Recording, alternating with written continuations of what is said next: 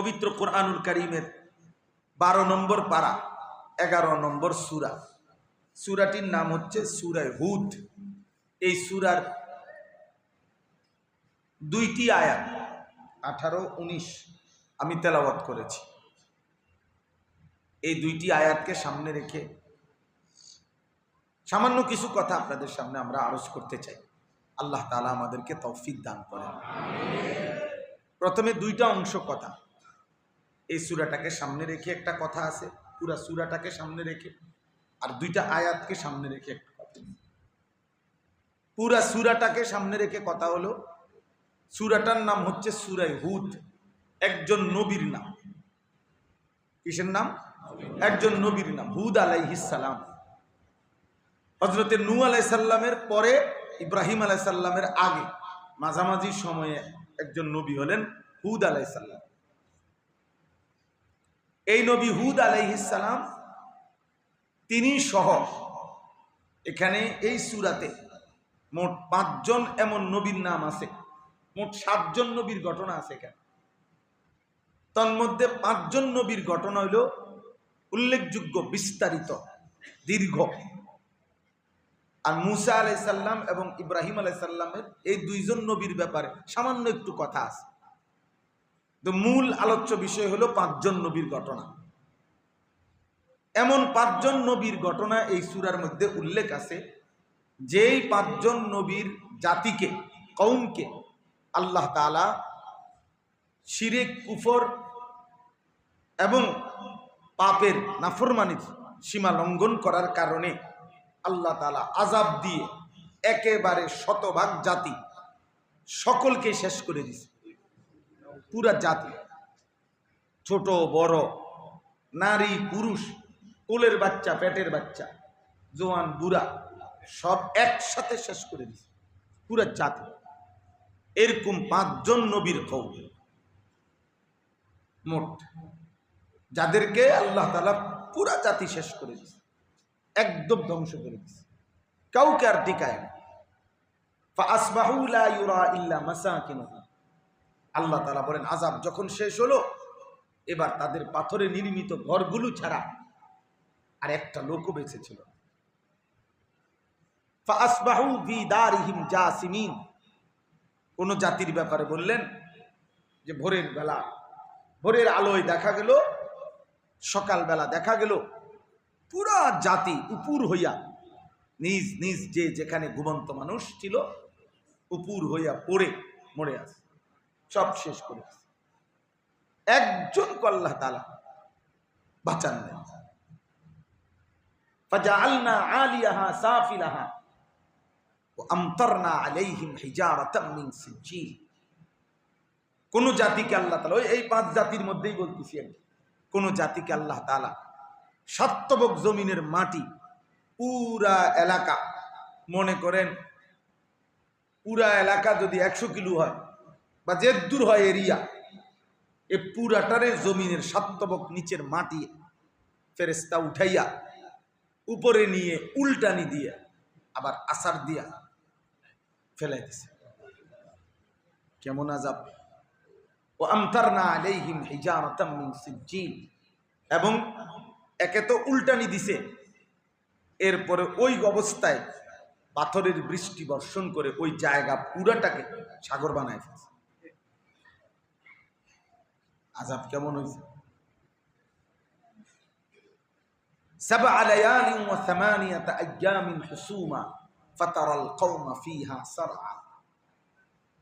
এই হুদ আলাইহিস সালামের জাতিকে আল্লাহ তাআলা আযাব দিতে গিয়ে একটানা 7 রাত্রি 8 দিন একটানা ঘূর্ণিঝড় আর তুফান হইছে, টানা 7 লায়ালি ওয়া 8 আইয়াম, 7 রাত্রি 8 দিন। কোরআনের আয়াত, কি আজীব কথা! কল্পনা করেন তো, 7 রাত্রি 8 দিন একটানা তুফান হইছে, একটানা ঘূর্ণিঝড় হইছে। আল্লাহ তাআলা বলেন, পুরা জাতি, লম্বা লম্বা মানুষ ছিল, পৃথিবীতে সবচেয়ে দীর্ঘদেহী, সবচেয়ে সুঠাম, সবচেয়ে সবল, শক্তিমান আল্লাহ তাআলা এই জাতিকেই বানাইছিলেন কওমে আদ। আল্লাতী লাম ইউখলাক মিসলুহা ফিল বিলাদ, যাদের মতো আল্লাহ কাউকে আর বানান নাই। আল্লাহ বলেন এই পুরা জাতি উঁচা উঁচা গাছ ঝড় তুফানে যেভাবে ভাঙ্গা ভাঙ্গা পড়ে, মানুষগুলো এরকম থুবড়ে মুখ থুবড়ে ভাঙ্গা ভাঙ্গা পড়ছে। বিষয়টা কি?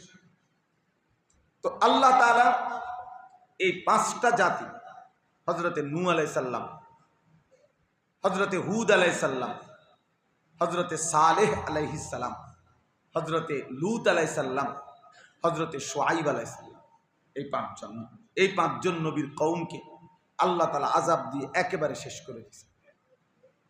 নূহ আলাইহিস সালাম, হুদ আলাইহিস সালাম, সালেহ আলাইহিস সালাম, লূত আলাইহিস সালাম, শুআয়ব আলাইহিস সালাম, এই পাঁচজন জাতির আযাবের বর্ণনা, ওদের উপরে আল্লাহ তাআলা আযাবটা কিভাবে দিবেন, এই আযাবের বিস্তারিত বর্ণনা, ওই পাঁচটি জাতির নাফরমানির বিস্তারিত বর্ণনা, এবং ওই পাঁচ জাতির উপরে নবীদের দাওয়াতের মেহনতের বিস্তারিত বর্ণনা সবচেয়ে বেশি লম্বা করে বিস্তারিত করে আল্লাহ তাআলা এই সূরাতে উল্লেখ করেছেন। সূরা হুদ, কোন সূরা বলেন? সূরা হুদে উল্লেখ করেছেন। এই জন্য কোরআনুল কারীমের সবচেয়ে বেশি আযাবের বর্ণনা এই সূরাতে, সবচেয়ে ভয়ানক আযাবের বর্ণনা। তাফসীরের মধ্যে আছে এই সূরা নাজিল হওয়ার অল্প কিছুদিন পরেই প্রিয় নবী সাল্লাল্লাহু আলাইহি ওয়াসাল্লাম সর্বপ্রথম ওনার দাড়ি মুবারকের কয়েকটা চুল সাদা হয়ে গেছে। সাইয়্যিদুনা আবু বকর সিদ্দিক রাদিয়াল্লাহু তাআলা আনহু, নবীর সবচেয়ে ঘনিষ্ঠজন, তো তিনি বললেন, ইয়া রাসূলুল্লাহ কাদ শাইয়াবতা, ইয়া রাসূলুল্লাহ আপনি দেখি বুড়ো হয়ে যাচ্ছেন, আপনার চুল দাড়ি সাদা হওয়া শুরু হয়ে গেছে। তখন নবী সাল্লাল্লাহু আলাইহি সাল্লাম বললেন, শাইয়াবাতনি হুদ, আবু বকর সূরা হুদ আমারে বুড়া বানায় ফেলছে। সূরা হুদ আমারে কি বানায় ফেলছে? মানে কি অর্থ হলো, মানে সূরা হুদে মহান আল্লাহ তাআলা এই ভয়ানক আযাবের বর্ণনা দিয়েছেন, যেই আযাবের বর্ণনা শুনে আমার উম্মতের চিন্তা যে আহা আমার উম্মত যদি এই পাপে লিপ্ত হয় তাদের উপরেও আযাব আসবে, এই ভয় আর এই পেরেশানি আমার চুল দাড়ি সাদা হওয়া শুরু। শাইয়াবাতনি হুদ, মানুষ কথায় কথায় বলে ভাই গত একটা মাস যেই পেরেশানি আমার উপর দিয়ে গেছে, বিশ্বাস কর অর্ধেক চুল পাইকে গেছে, বুড়ো হয়ে গেছে, হায়াত কইমা গেছে 29 বছর। কথায় কথায় বলে না মানুষ এমন। তো নবী সাল্লাল্লাহু আলাইহি সাল্লাম বলেন, আবু বকর আযাবের বর্ণনা, নাফরমান জাতির সীমা লঙ্ঘনের বর্ণনা আর আযাবের বর্ণনা এত ভয়ানক যে আমার এই চিন্তায় আমার পেরেশানিতে আমি বুড়া হয়ে গেছি। এখন আসেন এই পাঁচটা জাতির বিস্তারিত বর্ণনা আপনি পড়বেন, আমি সবটা বলার সুযোগ নাই, আমি নাম তো বললাম, এবং আযাবের ধরন ছিল অত্যন্ত ভয়ানক। কাউকে জমিন উল্টায় ফেলছে, কাউকে টানা 7 রাত্রি 8 দিনের ঝড় তুফান দিয়ে ধ্বংস করে দিছে। নূহ আলাইহিস সালামের কওমকে টানা 40 দিনের বন্যা দিয়ে ধ্বংস করে দিছে। এরপরে আপনার হযরতে সালেহ আলাইহিস সালাম এবং শুআয়ব আলাইহিস সালামের কওমকে আল্লাহ তাআলা নিচে ভূমিকম্প আর উপরে ফেরেশতার বিকট চিৎকার, একটা চিল্লানি দিছে ফেরেশতা, সব কান ফাইটা মরে গেছে, কান ফাইটা মরে গেছে। ও আখাযাতহুমুস সাইহা, এক চিৎকারে শেষ। তো এই আযাবের বর্ণনাগুলো দেওয়ার পর এই সূরার 25 নম্বর আয়াত থেকে এই সূরার 115 নম্বর আয়াত পর্যন্ত 91টি আয়াত মোট, এই 91 আয়াতের মধ্যে মহান আল্লাহ তাআলা এই পাঁচটা জাতির ধারাবাহিক আযাবের বর্ণনা উল্লেখ করছেন। 91টা আয়াতে মোট উল্লেখ করে 116 এবং 117 এই সূরার এই দুইটা আয়াতে এই পুরা বর্ণনার, পুরা আযাবের বর্ণনার, পুরা নাফরমান জাতির সমস্ত ঘটনা বলে আল্লাহ তাআলা একটা খোলাসা, সারাংশ ওই দুই আয়াতে উল্লেখ করছে। 116 এবং 117 নম্বর আয়াত সারাংশ বলছেন, খোলাসা কি বলছেন এই শুধু এই কথাটা আমার ওই আজকের মজলিসের সাথে সম্পৃক্ততা, এই জন্য আমি বলতে চাই। এই শায়েখের ফিকির, শায়েখের অস্থিরতা, ওলামায়ে কেরামের অস্থিরতা, এই কথাটা এটার সাথে থেকে বুঝাইতে চাই। 116 নম্বর আয়াতের মধ্যে এই 5টি জাতির নাফরমানির বর্ণনা দিয়ে, আযাবের বর্ণনা দিয়ে আল্লাহ তাআলা বললেন, বন্ধু আপনি শুনেন, পাপের যখন সীমা লঙ্ঘন করছে তখন আমি আল্লাহ তাআলা, সংক্ষেপ কথা এটা যে পাপের সীমা লঙ্ঘন করাতে আমি আল্লাহ তাআলা চূড়ান্ত আযাব দিয়ে একেবারে পুরা জাতি শেষ করে দিছি। একজন বাচ্চাকেও, কোলের বাচ্চাকেও বাঁচতে দেই নাই, বাঁচতে দেই নাই। এখন এই সীমা লঙ্ঘনটা, এই প্রশ্ন হলে এই কথাটা শুধু বোঝা দরকার যে পাপের সীমা লঙ্ঘন হয়েছে কখন, পাপ সীমা লঙ্ঘন হয় কখন। মিছা কথা কতবার বললে সীমা লঙ্ঘন? 10,000 বার। আপনি বলেন যে কোনো কেউ শোনেন নাই। সুদ, মোট কত টাকা সুদ খাইলে সীমা লঙ্ঘন? কত লক্ষবার গালি দিলে সীমা লঙ্ঘন? আছে কোনো পরিমাণ শুনছেন জীবনে? না না, কোনো আলেমও তো শুনেন নাই, আমরা তো শুনি না। তাহলে সীমা লঙ্ঘন হয় কখন? একটা লোক 40 বছর ধরে সুদ খায়, এখনো সীমা লঙ্ঘন হয় নাই? আরো কত বছর পরে হইব সীমা লঙ্ঘন? একটা লোক আজকে 60 বছর ধরে বিড়ি খায়, গালি দেয়, টেলিভিশন দেখে, এখনো সীমা লঙ্ঘন হয় নাই চাচা? বল, তাহলে মূলত বাহ্যিক দৃষ্টিতে চিন্তা করলে তো পাপের স্তূপ জমায় লাইছে, গুনার কি পাহাড় হয়ে গেছে। তাহলে সীমা লঙ্ঘন হয় কখন? এই কথাটা বলতে চাই। 116 নম্বর আয়াতে আল্লাহ তাআলা বলছে, বন্ধু 5টি অবাধ্য নাফরমান জাতির বর্ণনা দিলাম, ধ্বংস করে দিলাম, কিন্তু সীমা লঙ্ঘন কখন হইছে? আমি আল্লাহ তাআলা পাপের সীমা লঙ্ঘন ধরি কখন, কোন অবস্থাটাকে ধরি যে এটা সীমা লঙ্ঘন? এইটাই হলো ফালাউলা কানা মিনাল কুরুনি উলু বাকিয়াতিন ইয়ানহাউনা আনিল ফাসাদে ফিল আরদ। আল্লাহ তাআলা বলেন, যদি আমি দেখতাম ওই 5টি জাতির মধ্যে শেষ পর্যন্ত যে অল্প কিছু মানুষও যদি পাইতাম, কিছু মানুষও যদি পাইতাম যারা অন্যদেরকে এই গুনাহ পাপ আল্লাহর নাফরমানিয়ার থেকে ফিরাইতেছে, বাঁচাইতে চেষ্টা করতেছে, সংশোধনের চেষ্টা করতেছে, নাহি আনিল মুনকার করতেছে, গুনার কাছ থেকে বাঁচাইতে চাইতেছে, আল্লাহ বলে কসম বন্ধু, তাইলেও আমি এই জাতি পুরা ধ্বংস করতাম না। এই সীমা লঙ্ঘন হইল তখন যখন আমি দেখি কোনো জাতি, ব্যক্তি, পরিবার, গোষ্ঠী, সম্প্রদায় যখন কেউ আর পাপের মধ্যে এভাবে ডুবে যায় যে আর কেউ কাউকে ফেরাচ্ছে না। বুঝছেন নি হিসাবটা? কারো মধ্যে আর ফিরাইবার চেষ্টা নাই, সবাই যার যার সুবিধা মতো, জওয়ান, বুড়া, নারী, পুরুষ, আবাল, বৃদ্ধ, বনিতা, প্রত্যেকেই গুনার মধ্যে লিপ্ত। কিন্তু বাপেও আর ফুতেরে ডাকে না, মাও আর জিয়েরে ডাকে না, দাদাও মাতে না, দাদিও না, নানাও না, নানিও না। কেউ বলে না কিরে এই ঘরের ছেলেটা 365 দিন, এক বছরে কোনোদিন নামাজ পড়ে না, পর্দা করে না, আল্লাহর কোরআন করতে পারে না। এই সমাজের এই মানুষগুলো গুনার মধ্যে এভাবে ডুবে আছে। মানে যখন আল্লাহ বলেন, আমি দেখলাম পুরা জাতির মধ্যে কেহই আপনার একদম সকলেই আমর বিল মারুফ নাহি আনিল মুনকার, নেক কাজের আদেশ এবং গুনার কাছ থেকে নিষেধ, এক কথায় ইসলাহ, সংশোধনের চেষ্টা টোটালি ত্যাগ করছে। আল্লাহ বলেন ওইটাকেই আমি বলি সীমা লঙ্ঘন, আর তখন আর আমি ওই জাতি রাখি না, তখন আর আমি ওই জাতি রাখি না, তখনই আমি আল্লাহ তাআলা আযাব দিয়ে ধ্বংস করে দিছি, ধ্বংস করে দিছি। এই কথাটা আল্লাহ তাআলা এটা বলছে, ফালাউলা কানা মিনাল কুরুনি মিন ক্বাবলিকুম উলু বাকিয়াতিন ইয়ানহাউনা আনিল ফাসাদে ফিল আরদ। যদি অল্প কিছু মানুষ ওই পূর্ববর্তী 5টি জাতিতে শেষ পর্যন্ত দেখতাম, কিছু মানুষও দৌড়ঝাঁপ করতেছে, কিছু মানুষও আহাজারি করতেছে, চেষ্টা করতেছে মানুষদেরকে গুনার নাফরমানি থেকে ফিরাইতে, তাহলেও আমি কি করতাম না, ধ্বংস করতাম না, আযাব দিতাম না, পুরা মানে সম্মিলিত আযাব সবাইকে দিতাম না। কিন্তু যখন দেখলাম আর কেউ ডাকছেন, ইল্লা কালিলাম মিম্মান আনজাইনা মিনহুম, হ্যাঁ একেবারে গুনাহ, হাতে গুনাহ, এটা কিছু না, হাতে গুনাহ কয়েকজন ব্যতীত, এটা কোনো সংখ্যা না। আর শাহজুকাল মাদুম, মনে করেন 1,00,000 মানুষ একদিকে, তো আপনি যদি এদিকে যদি 2-4-5,000ও থাকে তাইলেও তো আপনি বলতে পারবেন কিছু আছে। কিন্তু একদিকে 1,00,000, আরেক দিকে মাত্র 2 জন মানুষ, তো এটা কি কিছু?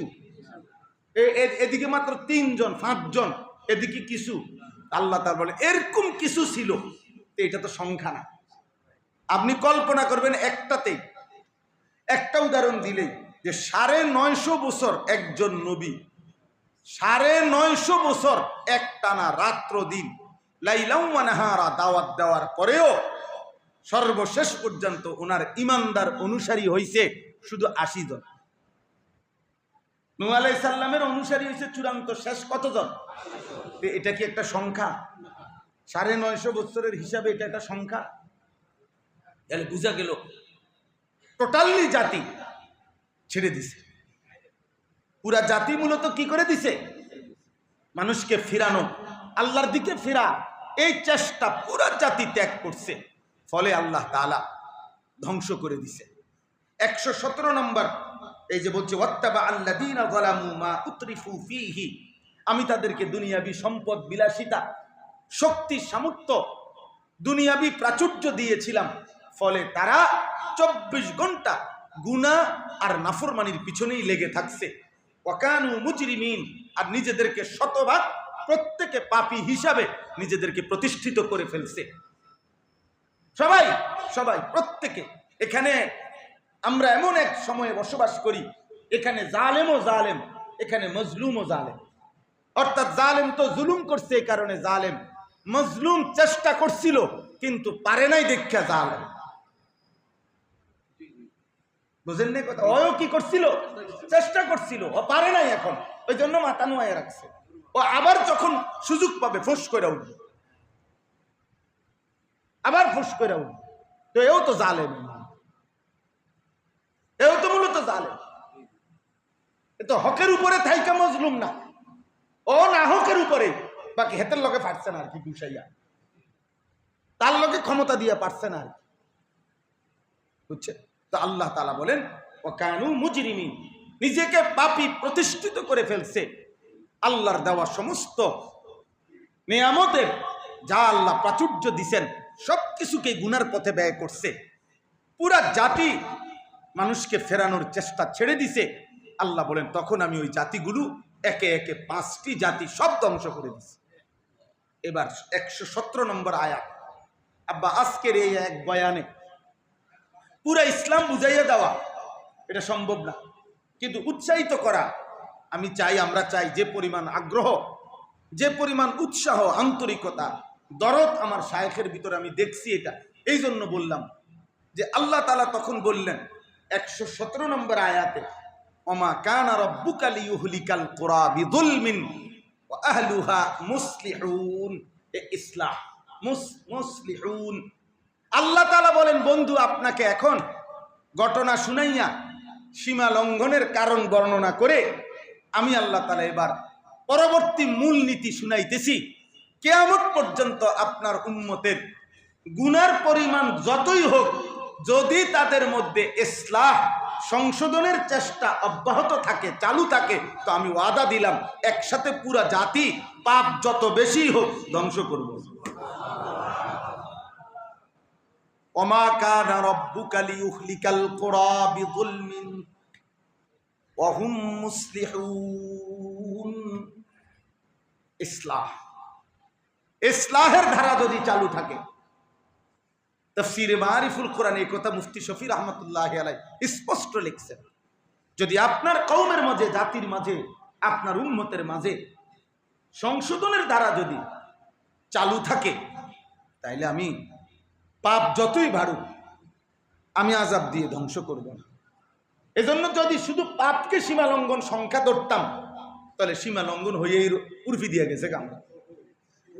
40 বছরের সুদখোর আর কত সীমা লঙ্ঘন, 60 বছরের পাপী আর কত সীমা লঙ্ঘন, 30 বছরের বেহায়া নারী আর কত সীমা লঙ্ঘন, 3 পুরুষ বংশের সব সুদখোর সব হারামখোর আর কত সীমা লঙ্ঘন। কথা বোঝেন নাই? সীমা লঙ্ঘন যদি পাপের সংখ্যাকে ধরা হয় তাহলে তো আমাদের সীমা লঙ্ঘন হয়েই আছে। কিন্তু মূলত এখনো আমরা টিকে আছি ওই এক কারণে, এখনো কওমের কিছু আলেম, এখনো কিছু দায়ী, এখনো কিছু আল্লাহর প্রিয় বান্দা মানুষদেরকে ফিরাইবার চেষ্টা করতেছে। খোদার কসম, এর ভিত্তিতে এই জাতি টিকে আছে। এই ইসলাহের এই চেষ্টা, সংশোধনের এই চেষ্টা আমরা দেখছি বাংলাদেশের লক্ষ লক্ষ কোটি কোটি যুবক ছেলে মেয়ে এই পুরা সময়টা, এই 1.5 মাস ফুটবল বিশ্বকাপ দেখছে। কিন্তু আমরা এই আস্তে আব্বা, কিন্তু 1.5 মাস একটানা গতকালকে রাত্র পর্যন্ত, গতকালকে 12টা 15-তে আমার বয়ান শেষ হয়েছে, গতকাল রাত্রেও 12:15 বাজে আমি কথা শেষ করছিলাম তিতাস উপজেলায় কুমিল্লা। তো তখনও আমি শেষ মিনিট পর্যন্ত আলহামদুলিল্লাহ আল্লাহর উপরে ভরসা করে বলতে পারি পুরা 1.5 মাস আমরা একটানা আগে পিছে আমরা বলে গেছি, এ কথা বলে গেছি, চিল্লাইয়া গেছি, কেউ না শুনুক আমাদের কথা, কিন্তু আমরা চেষ্টা করছি আমার উম্মতের সন্তানদেরকে সচেতন করতে, ফিরাইবার চেষ্টা করছি, বলতে থাকছি, পুরা বৃষ্টি হয় ওলামায়ে কেরাম তবুও বল, ঝড় তুফানে, এই বৃষ্টিতে বর্ষায় আমাদের শায়েখ দামাত বারাকাত একদিনও আমি মাদ্রাসার প্রয়োজনে সপ্তাহের মাসের কয়েকটা দিন মাদ্রাসার প্রয়োজনে খালি রাখছিলাম মাহফিল থেকে। এইটাও হযরত অনেক সময় পছন্দ করে না, যে না মাদ্রাসাও ঠিক রাখতে হবে, মাওলানা উম্মতকেও বলতে হবে। আরে এখনো না আলহামদুলিল্লাহ চারিদিকে ইসলাহী মাহফিল মসজিদে মসজিদে মাদ্রাসায় হচ্ছে আলহামদুলিল্লাহ। আজ থেকে 10 বছর আগে, 8 বছর আগে আমার তো স্পষ্ট মনে আছে, আমাদের শায়েখ আল্লামা মুফতি মুশতাকুন নবী কাসিমি হুজুর আমারে বলছে, মাওলানা প্রয়োজনে হ্যান্ড মাইক নিবেন, হ্যান্ড মাইক নিয়ে উম্মতের উঠানে দুয়ারে ইসলাহের ফিকির করবেন। এবং সত্য কথা, আমরা বিগত দিনে গত 5 বছর আগেও 6 বছর আগেও বাড়ির উঠানে ছোট্ট রুমে ওই পাশে কয়জন মহিলা, সামনে 3-4 জন পুরুষ বসা, এমনও বহু মজলিসে বয়ান করছি। ইসলাহী মজলিস কি, সংশোধনের এই ফিকির কি, এটা বুঝতেও না। আলহামদুলিল্লাহ শায়েখের উৎসাহের কারণে দুয়ারে উম্মতের উঠানে বলে গেছি, উঠানে। তাহলে বলার উদ্দেশ্য হলো এই লক্ষ লক্ষ উলামায়ে কেরাম, হাজার হাজার উলামায়ে কেরাম আল্লাহর পথের দাওয়াত ও তাবলীগের সাথী, আল্লাহর দ্বীনের দায়ী, আল্লাহর দ্বীন নিয়ে ফিকির করে, ভাবে আখিরাত নিয়ে ভাবে, ওনারা এখনো এই উম্মতের মধ্যে অপরের সংশোধনের চেষ্টা চালু রাখছে, চেষ্টা করতেছে, বলতেছে এটা যতদিন চালু থাকবে খোদার কসম আল্লাহর ওয়াদা, পুরা জাতি আমি আল্লাহ পাপের পরিমাণ যতই হোক আযাব দিয়ে ধ্বংস করব। এবার বলেন ইসলাহী মজলিস কি পরিমাণ দরকার? আপনারা এবার কোন ছেলেরা, ভাই তোমরা এবার বলো, কথাটা বুঝেন নাই আপনি? আমাদের অস্তিত্বের জন্য দরকার, আমাদের টিকে থাকার জন্য দরকার, আমাদের আগামী প্রজন্মের বেঁচে থাকার জন্য দরকার। এই আসমান ও জমিনের স্বাভাবিক গতিধারা, এই আসমান ও জমিনের এই সূর্য চন্দ্র আলো বাতাসের স্বাভাবিক ধারা পৃথিবীতে চালু থাকার জন্য কি দরকার? ইসলাহী দরকার, ইসলাহী ফিকির দরকার। শুধু মাহফিল না, মানে ইসলাহী ফিকির, সংশোধনের ফিকির। এবার ব্যক্তি পর্যায়ে হোক, ঘরে হোক, বাপ ছেলেকে বলতে হবে, মা মেয়েকে বলতে হবে, দাদা নাতিকে বলতে হবে, অধীনস্থকে অভিভাবক বলতে হবে, শাসক জনগণকে বলতে হবে, প্রত্যেকের সাধ্য মতো, কেউ 1 জনকে বলুক, কেউ 1 লক্ষকে বলুক, কেউ 10 জনকে বলুক, কেউ 10,000কে বলুক, কিন্তু এই কথা স্পষ্ট আব্বা বলতে হবে, ফিরাইবার চেষ্টা করতে হবে। কথা বুঝছেন কিনা বলেন? এটা জরুরি। এই জন্য আজকের থেকে যে যুবক ছেলেরা মুসলমানের নওজোয়ান, আমি যদি তোমাদের, তো তোমরাও আমার শায়েখ বলছেন যে আমি নওজোয়ানের জন্য বলি, তো আলহামদুলিল্লাহ মালিকের পক্ষ থেকে এটা বলি। তো বলার উদ্দেশ্য হইল, আমি যদি যুবক হই তোমার, তুমিও তো আমার, ঠিক আছে না ইনশাআল্লাহ?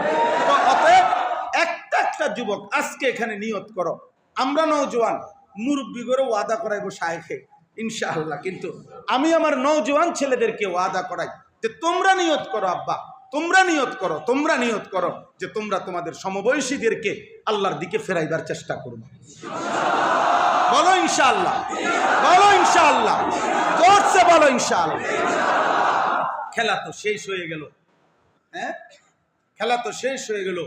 উল্লাসী নাফরমান শেষ পর্যন্ত যে যার জন্য উল্লাস করছে, প্রত্যেক মহব্বতের দল তো হেরেই গেল। হ্যাঁ শেষ পর্যন্ত উল্লাস আর ফুর্তি তো থেমেই গেল, সব বিরানি ঠান্ডা হয়ে গেল। হ্যাঁ কত বোট, কত বাজি, কত প্রস্তুতি, কত রেলি, কত মোটর সাইকেল শো, বহুত কিছুরই আয়োজন ছিল চারিদিকে, কিন্তু সব আয়োজন রাতের অন্ধকারে স্তব্ধ হয়ে গেল, নীরব হয়ে গেল। সব কিছুর উপরে থুতু মাইরা বেঈমান পরাজয় স্বীকার করে হাইরা গেল। কিন্তু প্রশ্ন হইল আমার দুঃখ তো এটা কথা যে বাম কাঁধে হাই যুবক যুবতী এই উল্লাস করে, এই চিল্লায়া, এই নাজায়েজকে সমর্থন করে, এই হারামকে সমর্থন করে বাম কাঁধে যেই গুনাহ জমাইছ, ফেরেশতা যেই গুনাহগুলো লেখছে, এটা এখন মুজবা কেমনে আব্বা? বাম কাদের গুনাহগুলো মুছবা কেমনে বলো না?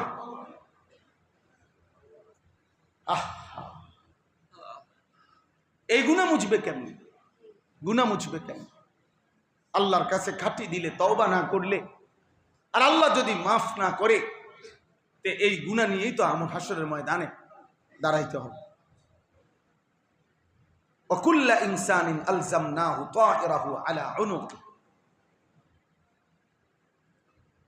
ওয়ানুখরিজু লাহু ইয়াওমাল কিয়ামাতি কিতাবান ইয়ালকাহু মানশুরা।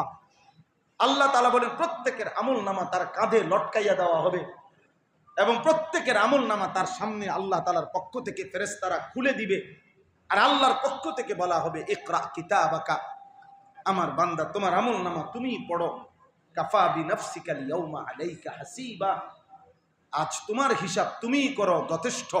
তুমি বুঝবা গুনাহ কয়টা, নেকি কয়টা, সেজদা কয়টা, চিৎকার কয়টা, রাত্রি জেগে আল্লাহকে মনে করা কতবার, আর বেঈমানকে মনে করা কতবার, তোমার এখানে লেখা আছে, তুমি হিসাব করো।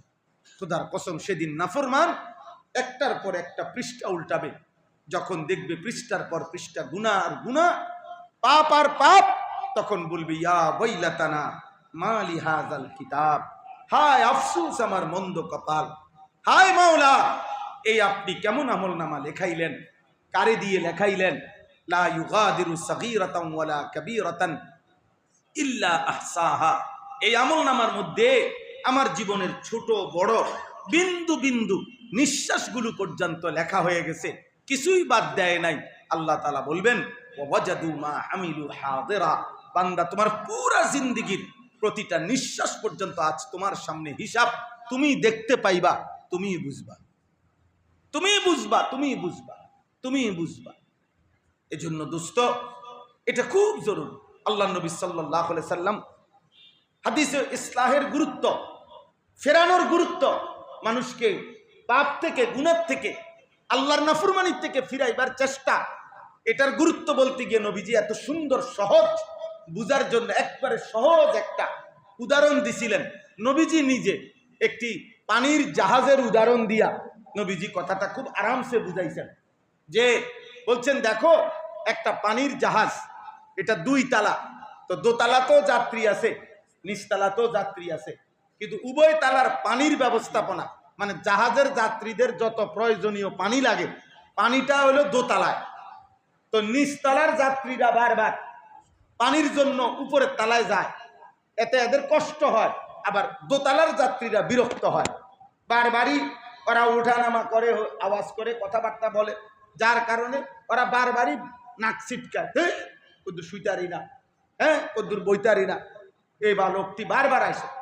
এই শুনে নিচতলার লোকগুলো নিচে গিয়া বলছে, প্রত্যেকবারে পানির জন্য গেলে এই দোতলার লোকটি আমাকে ফ্যান ফ্যান করে, ঝামেলা করে, হ্যাঁ যাহ বেটা পানি তো দরকার, ঠিক আছে আমাগো নিচে দিয়েই তো পানি, হ্যাঁ আমাগো পানি আমরা নিচে এই জাহাজের এক কোনা ছিদ্র করে ফেলি, ছিদ্র করে আমরা পানি এনে উঠাই, তাহলে আর তারার ঝামেলা হইল না। এখন রাসূলুল্লাহ সাল্লাল্লাহু আলাইহি ওয়াসাল্লাম হাদিস এটা আব্বা নবীজি বলছেন, এখন মনে করো নিচতলার যাত্রীরা জাহাজ ফুটা করে পানি নেওয়ার জন্য ফুটা করা শুরু করছে, তো দোতলার যাত্রীরা দেখা নিশ্চয়ই বলবে যা তো বালা তো দোতলা যাইস না, তারপরও ঝামেলা করিস না, এটাই তো বলবে নাকি? কথা বলে না? তখন দোতলার যাত্রী নিচতলার যাত্রী পাও ধরে তোর আল্লাহ দোহাই, হ্যাঁ তোরা দরকার হলে 24 ঘন্টা পানি নে, ভাত খাইস না, দরকার শুধু পানি খা, কিন্তু এই কাম করিস না। এইটা যদি করো তাহলে নিচতলা দোতলা আমরা সব একসাথে কি হয়ে যাব। তাইলে এই মুহূর্তে এদেরকে এখান থেকে ফিরানো, এটা শুধু ওই নিচতলার যাত্রীর স্বার্থে না নিজেরও স্বার্থে? এই কথাই, এই খালাস কথা এটাই আব্বা, গুনার থেকে ফিরানো। জিনা, ব্যভিচার, মদ, জুয়া, চুরি, ডাকাতি, হত্যা, খুন, ধর্ষণ, নারী নির্যাতন, অস্থিরতা, বেহায়াপনা, 24 ঘন্টার এই দিবা রাত্রির ঘন্টার পর ঘন্টা মোবাইল দেখা, নারী দেখা, অস্থির ছবি দেখা। হায় যুবক, 365 দিনে দিনকে দিন রাতকে রাত তুমি নারী দেখো, ছবি দেখো, অস্থির দৃশ্য দেখো। 365 দিনে একটা বছর চলে গেছে, একদিনও ফজরের নামাজ পড়লা না, একদিনও আব্বা এমন ভুলা মালিক রে কেমনে ভুললাম, এমন মালিক কেমনে ভুললাম। একটা কুত্তা, এই বাপ একটা কুত্তা রাস্তার বাড়ির পাশের কুত্তারে যদি 8-10টা হাড্ডি দেয়, চোষা হাড্ডি, এক টুকরা গোস্ত এটার ভিতরে নাই, সুইয়া ফালাইয়া দিছে, এমন হাড্ডিটা দিলে ওই হাড্ডি চাবাইয়া এই কুকুরটা পর্যন্ত, একটা কুত্তা পর্যন্ত অল্প কয়টা হাড্ডির কৃতজ্ঞতায় ওই বাড়িওয়ালাকে ছাড়ে না, এই লোকটাকে ছাড়ে না, উনি আমারে কয় টুকরা হাড্ডি দিছে। একটা কুকুরের ভিতরে যদি হাড্ডির কৃতজ্ঞতা এতটুকু থাকে, একটা কুত্তার ভিতরে এত বড় আসমান ও জমিন, এই চাঁদ সূর্য, আলো বাতাস, রোদ বৃষ্টি, আকাশ জমিন, এই খাদ্য ফুল ফল ফসল, তরু লতা, এই শরীর স্বাস্থ্য জীবন যৌবন সুস্থতা, হাত চোখ নাক কান পাও, অর্থ সম্পদ, স্ত্রী সংসার, নিঃশ্বাস, চোখের দৃষ্টি, হাতের শক্তি, এই কায়নাতের 24 ঘন্টা এত লক্ষ কোটি নিয়ামত দিয়েও যে মালিক তোর কাছ থেকে একটা সেজদা পাইল না, আরে তুই একবার ভেবে দেখ, কুত্তার চাইতো খারাপ বেটা, কুত্তার চাইতো খারাপ, কুত্তার চাইতো খারাপ বেটা, কুত্তার চাইতো খারাপ, বেনামাজি কুত্তার চাইতো খারাপ, সেজদাবিহীন নাফরমান কুত্তার চাইতো খারাপ। তোর মালিক তোকে কি পরিমাণ নিয়ামত দিছে বেটা, হ্যাঁ কয়টুক। এই পৃথিবীতে কৃতজ্ঞ প্রাণীর যে কোনো গবেষক বলবে কৃতজ্ঞ প্রাণীর উদাহরণ কুকুর। কুকুর একটি কি প্রাণী? কৃতজ্ঞ প্রাণী। কুকুর হাড্ডির কৃতজ্ঞতা স্বীকার করে, আর এই নাফরমান এত বড় কায়নাত যে রব তাকে দিছে, সে তার কৃতজ্ঞতা স্বীকার করে, তাকে সেজদা করবে না। ছি ছি ছি ছি, ঠিক ওই জীবনের উপর এই কথাটা এখানে আল্লাহ বলছে, ওমান আযলামু মিম্মান ইফতারা আলাল্লাহি কাযিবা। আল্লাহ তাআলা বলেন, তার চাইতে বড় জালেম আর কে হতে পারে যে আমি আল্লাহর উপরে মিথ্যা অপবাদ আরোপ করে। কার উপরে? 3 জিনিসে মিথ্যা অপবাদ হয়। 1 নাম্বার, যে ব্যক্তি তাওহীদের খেলাফ কিছু বলে, লা ইলাহা ইল্লাল্লাহর বিপরীত কিছু করে, সে আল্লাহর উপরে মিথ্যা অপবাদ দেয়। 2 নাম্বার রাসূলুল্লাহ সাল্লাল্লাহু আলাইহি সাল্লামের 23 বছরের জিন্দেগীর 1 সেকেন্ডকে যে প্রত্যাখ্যান করে, সে আল্লাহর উপরে মিথ্যা অপবাদ আরোপ করে। 3 নাম্বার, কোরআনুল কারীমকে যে প্রত্যাখ্যান করে, সে আল্লাহর উপরে মিথ্যা অপবাদ করে। আল্লাহ বলেন, উলাইকা ইউরাদুনা আলা রাব্বিহিম, কিয়ামতের দিন ওই নাফরমানদেরকে আমার সামনে পেশ করা হবে। ওয়ায়াকুলুল আশহাদু হাউলাইল্লাযীনা কাযাবু আলা রাব্বিহিম, আর একটা একটা করে আমার 5টা সাক্ষী পরপর এসে আমি আল্লাহর সামনে 5টা সাক্ষী আমি আল্লাহ পেশ করব। ওরা একে একে বলবে, আল্লাহ এই আপনার সেই নাফরমান বান্দা, যে আপনার তাওহীদকে মিথ্যা প্রমাণ করেছে, রিসালাতকে মিথ্যা প্রমাণ করেছে, আপনার কোরআনকে মিথ্যা প্রমাণ করেছে। 5টা সাক্ষী 1 মিনিটে বলি। 1 নাম্বার সাক্ষী হলো ডান কাদের বাম কাদের ফেরেশতার জবান, ফেরেশতা বলবে তার মুখে। 2 নাম্বার আমল নামার লিখিত খাতা। 3 নাম্বার আমাদের দেহের অঙ্গ প্রত্যঙ্গ। 4 নাম্বার পায়ের নিচের জমিন। 5 নাম্বার স্বয়ং আল্লাহ নিজে। এই 5টি সাক্ষীর মাধ্যমে আল্লাহ বলবেন। শেষ কথা হইল আল্লাহ তাআলা তখন বলবেন, এই সমস্ত সাক্ষ্যে যখন পাপ প্রমাণিত হবে, অপরাধ প্রমাণিত হবে, তো আল্লাহ বলবেন আলা লানাতুল্লাহি আলা যালিমিন, হে নাফরমান, তোর উপরে আল্লাহর লানত, লানত, লানত। অতএব জি জি রোজাদার যারা আছেন কোথায় কোথায় মাদ্রাসার দোতলায় মেহেরবানি করে যারা রোজাদার তারা মাদ্রাসার দোতলায় ইফতার করে ইফতারের জন্য যান। যারা রোজা রাখেন নাই এমন কেউ উনারে আগায় দিতে যায়েন না, উনি নিজেই খুঁজে নিব, ঠিক না? জি মাশাআল্লাহ। তো আল্লাহ তাআলা বলেন শেষ কথা এটাই, আলা লানাতুল্লাহি আলা যালিমিন, আমার তাওহীদকে প্রত্যাখ্যান করেছ, তোর উপরে আল্লাহর লানত। আমার রসুলের জিন্দেগি প্রত্যাখ্যান করেছ, তোর উপরে আল্লাহর লানত। আমার কোরআনকে প্রত্যাখ্যান করেছ, তোর উপরে আল্লাহর লানত, লানত। এজন্য নবীজি বলছে লানাল্লাহু আকিলার রিবা, আল্লাহ তাআলা সুদ যে খায় তার উপরে লানত। ওয়া মুকিলাহু, সুদ যে দেয়, খায় যে, দেয় যে, শাহেদাহু, সাক্ষী থাকে যে, কাতেবাহু, লিখে রাখে যে, যে যেভাবে জুড়ে সুদের সাথে তার উপরে লানত, লানত, লানত। লানাল্লাহুল খামরা অশারিবাহা অমুবতাআহা ওয়াবাইআহা, আল্লাহ নবী বলেন মদের উপরে আল্লাহর লানত।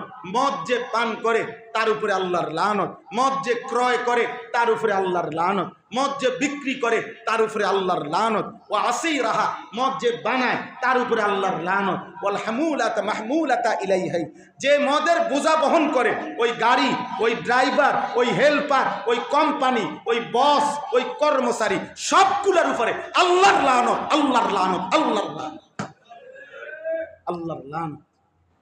এই জন্য পাপীর উপরে আল্লাহর লানত করে, নাফরমানের উপরে, চরিত্রহীন ব্যভিচারীর উপরে আল্লাহর লানত করে। এই জন্য দয়া করে চলো বাপ, নিয়ত করি আমরা আমাদের প্রত্যেকের নিজের ইসলাহ এবং আমাদের প্রত্যেকের সম্ভব যেদূর অপরের ইসলাহ সংশোধনের চেষ্টা করব ইনশাআল্লাহ। বলো ইনশাআল্লাহ, বলো ইনশাআল্লাহ। নওজোয়ান ভাই ফজরের নামাজ পড়বো ইনশাআল্লাহ, 5 ওয়াক্ত নামাজ পড়বো ইনশাআল্লাহ, আল্লাহকে নারাজ করব না। আজকের এই ইসলাহুল উম্মাহ ওলামা পরিষদ মাধবদীপ এই মেহনত, এই ফিকির আল্লাহ কিয়ামত পর্যন্ত কায়েম রাখেন, দায়েম রাখেন। আমাদের শায়েখ আরিফ বিল্লাহ হাকিমুন নফস আল্লামা মুফতি মুশতাকুন নবী কাসিমির কলিজা ছেড়া এই ফিকির আল্লাহ তাআলা উম্মতের জন্য কিয়ামত পর্যন্ত জারি করে দেন। আমিন। সুবহানাল্লাহি ওয়া বিহামদিহি।